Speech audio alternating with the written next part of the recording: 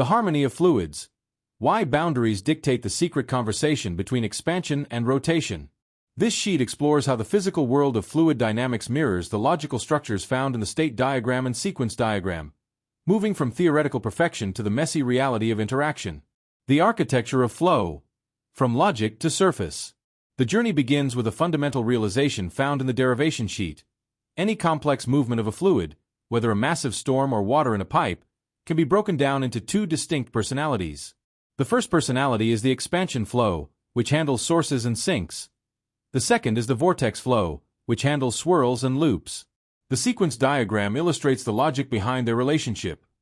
When these flows are perfectly contained within a boundary, they remain energy orthogonal. This means they behave like two ghosts passing through one another. They occupy the same space, but their energies never interfere. In this ideal state, the total energy of the fluid is simply the sum of its two parts, with no crosstalk or interference between them. The guardian of independence. The boundary condition.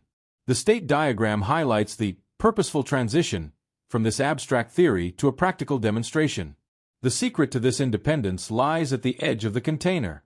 As long as the swirling vortex flow stays perfectly parallel to the surface, never crossing it or leaking out, the mathematical harmony remains intact. In the sequence diagram's verification phase, this is represented as the ideal state. Here, the numerical simulations show a perfect balance. The energy of the expansion plus the energy of the swirl equals the total energy, with an interaction value of nearly zero. The breakdown. When fields begin to communicate. The sheet shifts when we purposefully challenge these constraints. In the transition from the first demonstration to the second, the boundary is relaxed. We introduce a concept called boundary leakage, where the swirling flow is forced to cross the boundary or align with the expansion gradient.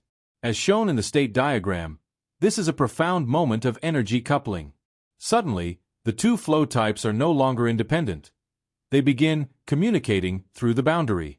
The sequence diagram captures this as a sudden spike in the interaction energy. The total energy no longer matches the sum of the parts. Instead, an energy gap appears. The ultimate conclusion. Together, these diagrams and the underlying derivation prove a striking physical truth.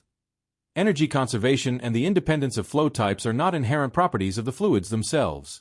Instead, they are a consequence of boundary constraints.